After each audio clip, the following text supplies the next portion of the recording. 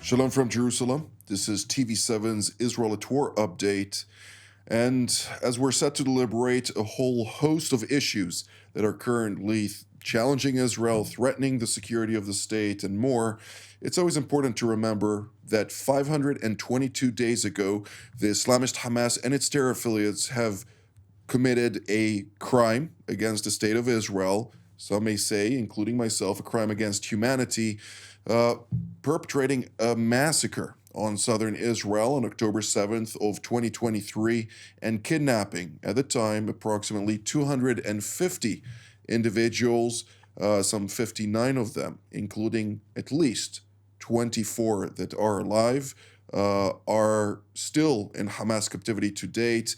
And on that, I'd like to turn to Central Israel, where we're joined by Brigadier General in Reserve, Dr. Amnon Sofrin, formerly the head of the Intelligence Directorate at the Mossad Intelligence Agency, as well as senior officer at the IDF Intelligence Directorate.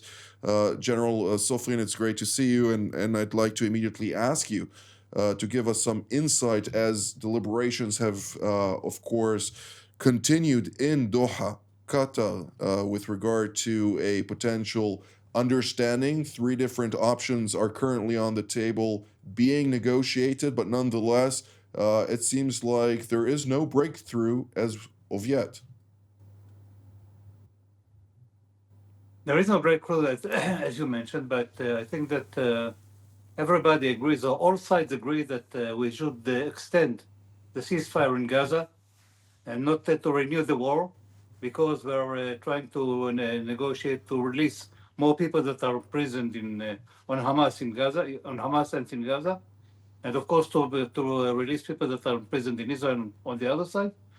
I think that during the Ramadan month and of course the Passover that is coming right after that, nobody has an incentive to launch a new war right now.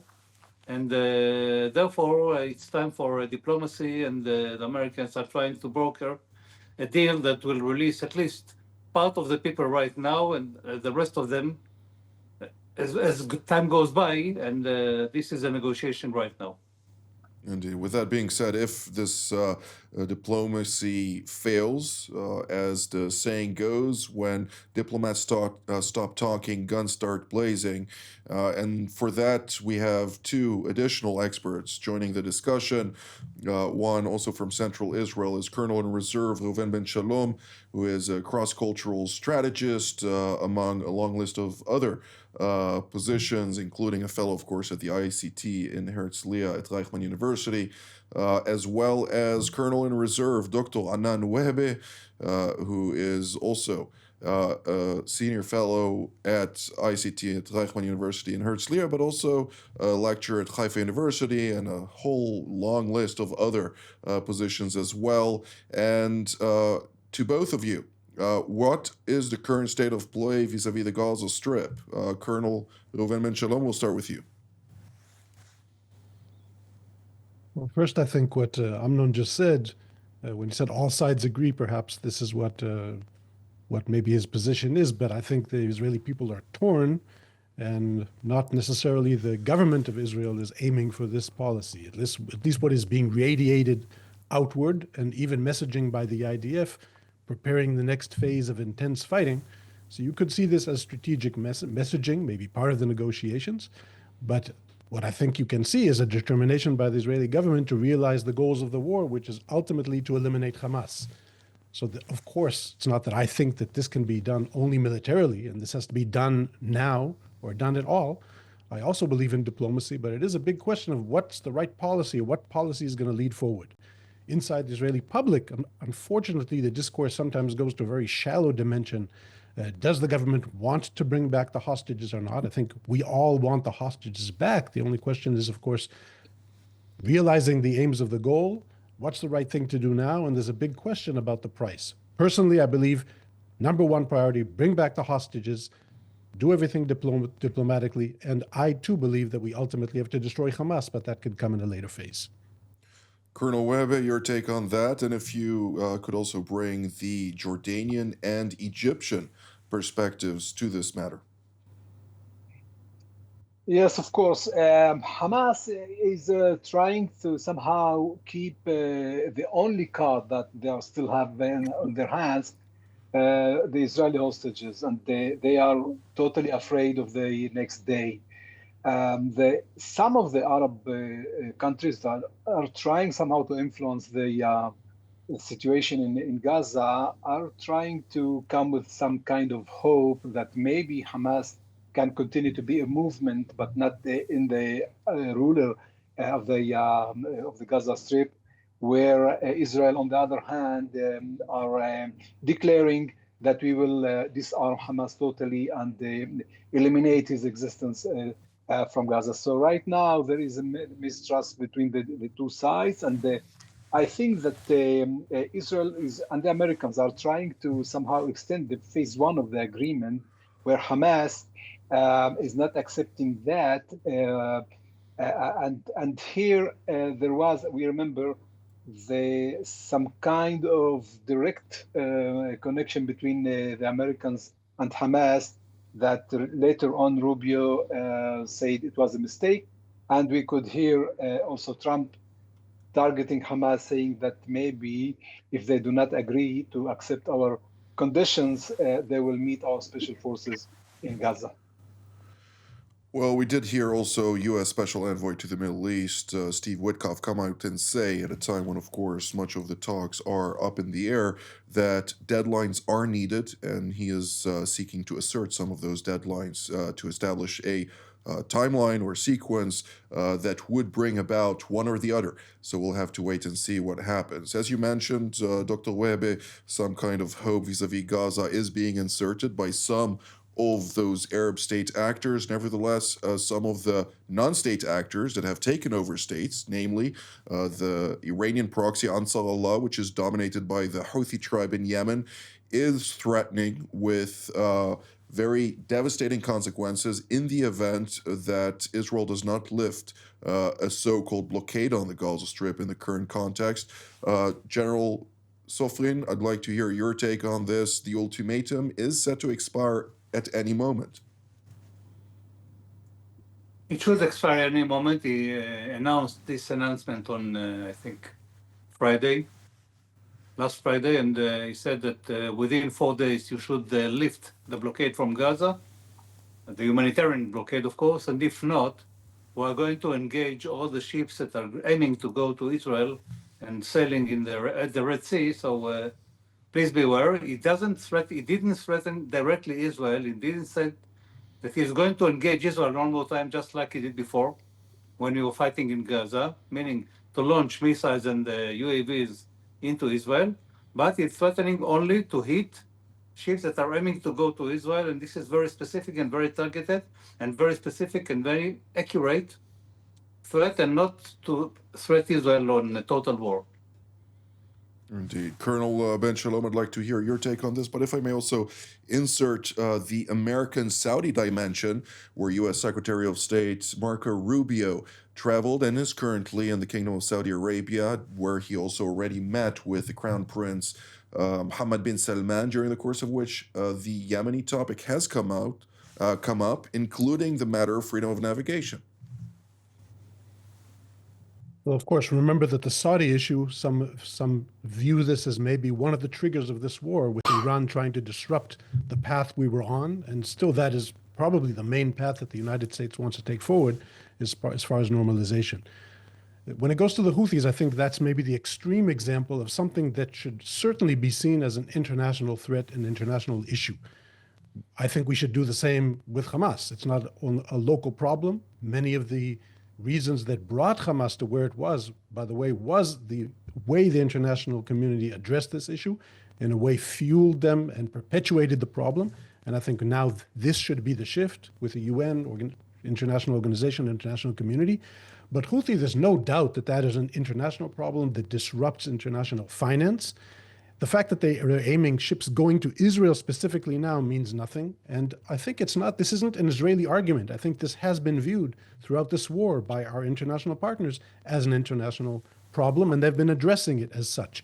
Specifically, as far as the threat not such a big deal. Still, they are a formidable rival. They can shoot drones and missiles. They do that. The threat is serious to freedom of navigation, but with all due respect, we have enough capabilities to counter everything else. The freedom of navigation, the world needs to deal with.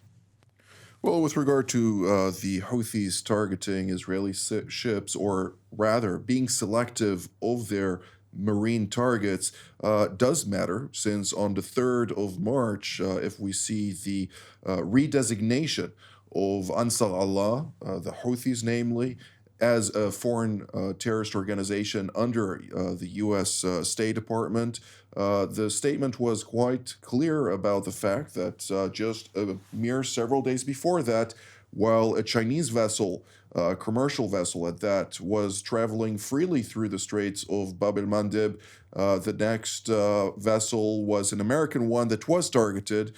So the Americans see this, and as well do the Europeans and others, that there is here a sort of an equation which has also to do with strategic power competition, and therefore, as you mentioned, it is an international issue, and it has, of course, to do with one camp versus the other. But Colonel Wehebe, your take on that? Yes, Yemen becomes really a terrain of struggles of all politics. It's first of all number one proxy actor of Iran that is acting against Israel and against the freedom of navigation in order to somehow help Iran repositioning itself in the new political order in the Middle East. Of course, after the retreat from Syria and after the collapse of the Hezbollah, they are somehow trying to arrange the new table. And here there are a lot of implications. We did not mention the damage for the Egyptian economy, for example. And but here the new equation that you mentioned of the freedom of navigation and the differentiation between the American or the European side and the Chinese are somehow part of the international politics that this actor is involved in. And there is a direct threat to Israel, and we can see that Israel is very much interested in to understand a bit more and to dig what's happening there. And the next scenario that might be very dominant after after we finish the next round in Gaza is to open a big eye on Yemen, and the Houthis must be targeted by the international community. Absolutely. With that being said, of course, the patron of this proxy is, as referenced, the Islamic Republic of Iran. So let's shift gears to Tehran. General Sofrin, when we're looking at the Ayatollah regime, it is seemingly very concerned by prospects of a kinetic strike against its nuclear infrastructure, and not only its nuclear infrastructure, but also against various strategic targets and strategic infrastructure in their country. All the while, the United States has imposed additional sanctions, including not extending waivers on the Iraqis and others with regard to the energy field as well, particularly electricity, natural gas, and more. What should Israel take out of this from an Israeli perspective towards the Iranians? Since if we go to history and take, for instance, Japan as an analogy, the Japanese launched their full-scale war on the Dutch Indies at the time, today's Indonesia, when they saw that they themselves were in decline. They were under a very strict sanctions regime and realized that unless they go all out, they will continue to decline until their regime's demise. Is this something that we should also take into our calculus vis-a-vis the Iranians today? I think that Iran is concerned on two dimensions. The first one is, of course, the economical one. The fact that the Americans are now not lifting the sanctions, on the contrary, they are enforcing the sanctions on Iran and trying to block the export of oil out of Iran and to make Iran shrink with its economy and to apply full pressure, just like the president declared when he entered the White House, and to force Iran to go into negotiations. That's what they call coercive diplomacy. That means to force somebody to go to the negotiation table and to get to some new agreements that will be better than the old one that was established or signed on 2015. And now they want to get to another agreement that in the end will postpone the ability of Iran to get a nuclear device at least for 10 or 15 years ahead, as much as we can, of course, as much as can be. That's phase A. Phase B is what we call the kinetic attack. And kinetic attack, Iran is now exposed because it doesn't have really anti-aircraft defensive systems that were destroyed by Israel, and Iran is vulnerable, and they know that the Americans and of course Israel, first of all and most of all, is willing to attack Iran and to destroy all the nuclear facilities of Iran, and to stop by that, to put an end to that nuclear program. And they know that the Americans may give a hand, even though the US now, the administration, is now preferring to go into diplomatic pressure, but nevertheless, this option is on the table as well. So it can be denied and can be ruled, and therefore they have to play very, very carefully between those two options, even though Khamenei just now declared and answered or paid back to President Trump that he won't negotiate under economical pressure. But nevertheless, this is what we call a beginning point or starting point, because as time goes by and as the pressure will be more and more coercive, they'll have to compensate, and they have to change their attitude and go to negotiations with the Americans. Otherwise, they're going to be attacked, and they know it. Indeed. Colonel Ben Shalom, your take? Well, first, I want to point out that I'm not read into any programs. This is purely my own speculation. But I think it's interesting that for many years, there was a question, are Israeli threats credible? When we say all options are on the table, do we really have the ability to do that? There was a debate if we could slow down or take out the program. And also, until the direct confrontation we had with Iran, it was always a question of what their abilities are compared to ours. I think now, after what happened during this war, all the cards are on the table. We understand their capabilities. They know that we can penetrate and reach everywhere we want. We took out their strategic air defenses. When they tried to attack us directly, we saw the results of that and what our capabilities are. And now I think we can see that we are hand in hand with the United States and aligned strategically and militarily. And I think when the Americans published just this week images of B-52s flying around the Middle East, escorted by Israeli F-35s and F-15s, that certainly is strategic messaging, but I understand those messages. What does that mean? That means we're working together. That means there are the abilities to do whatever needs to be done throughout the Middle East. And when Israel and the United States say that Iran will never have a nuclear weapon, it probably means that we mean it. And we also have the means to do it. Can it be done diplomatically? Maybe. Remember that this president pulled out of the previous JCPOA, almost like saying agreements with Iran mean nothing because they'll always backtrack. But if you have a good agreement with good enforcement and good mechanisms, and without sunset clauses, etc., maybe now they'll believe that it's possible. So bottom line, I think Iran totally believes the threats, believes that all options are truly on the table, and we have never been more aligned with the U.S. as far as the ability to carry it out. Absolutely. Colonel Webe, your take on this? We can see that President Trump wants very much again the nuclear agreement with Iran.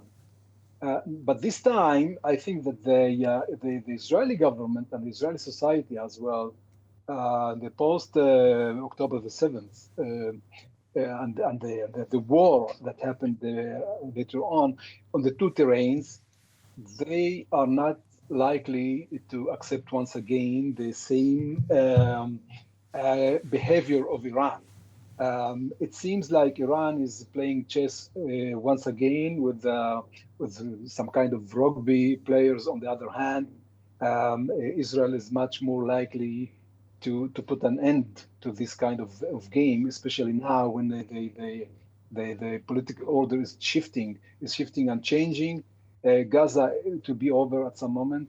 In Syria, there is a new reality, and Iran, I think, they are going to interfere covertly in different military strategy in Syria, but they cannot continue to cover their nuclear project away from the Western eyes, and it must be brought to an end militarily or diplomatically. And I think that both options are fully on the table right now.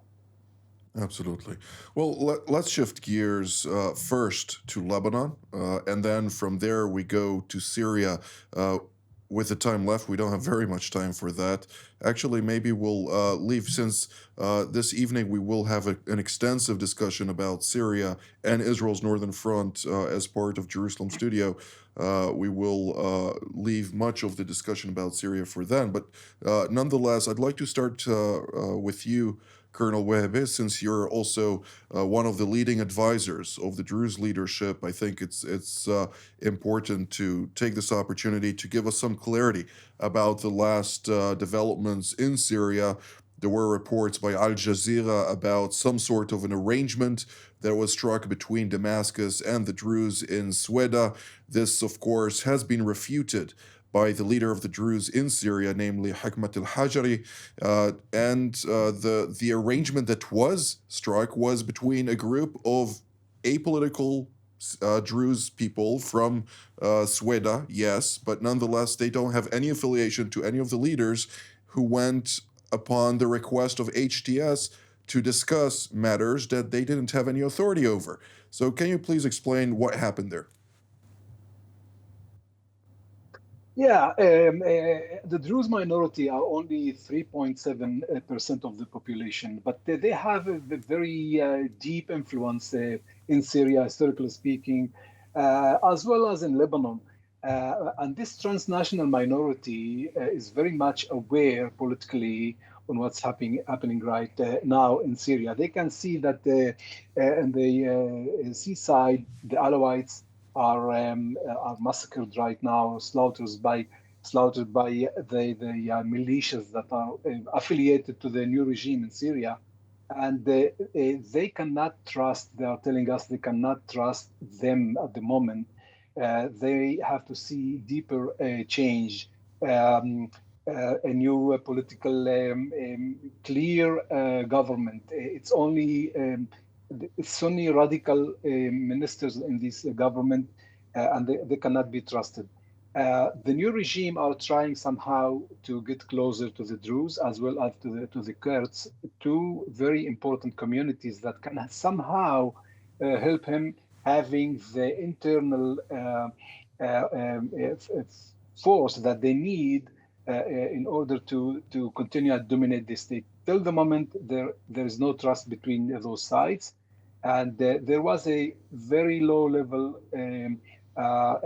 delegation that met the new president in Damascus in order somehow to arrange the situation and the connection in a very low level between Jabal Druze in the south and Damascus. But the leaders, the number one leader, Hikmat al-Hajari, as you mentioned, is not accepting these agreements between the two sides till the moment. And it seems that Jabal Druze in the south are choosing to be away from this political involvement, and they are making further steps towards some kind of autonomy in the south or something else. But there's at least no acknowledgement of the new regime in Damascus till the moment.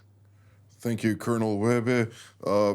General Sofrin, I'd like to ask you about the arrangement that was reached between the Kurds, the so-called SDF, and the Kurdish leadership technically in Syria, and the Hayat Tahrir al-Sham regime in Damascus. From what I heard from people who were involved in the discussions, that this is merely a transitional arrangement which is going to be now for a period of time of 1 year, during the course of which they're going to continue to discuss the matter of weaponry in the hands of the so-called YPG and other militias of the Kurds, rather than a full-stop agreement that will bring an end to all disputes between the sides. Is this an attempt to cover up the massacre in the coastline of Latakia and Tartus? I think that in a way it has to be something that is related to what happened in the Alawite area of Tartus and Banias and Jabla and so on. But nevertheless, Al-Julani or Ahmad al-Shara wants to unify the country under his control. And of course, it has to do with two major minorities. The first one is the Kurds, who are concentrated on the northeast part of Syria. And the second one is the Druze that my colleague, Mr. Anan Wahabi, talked before or discussed before, the situation with the Druze.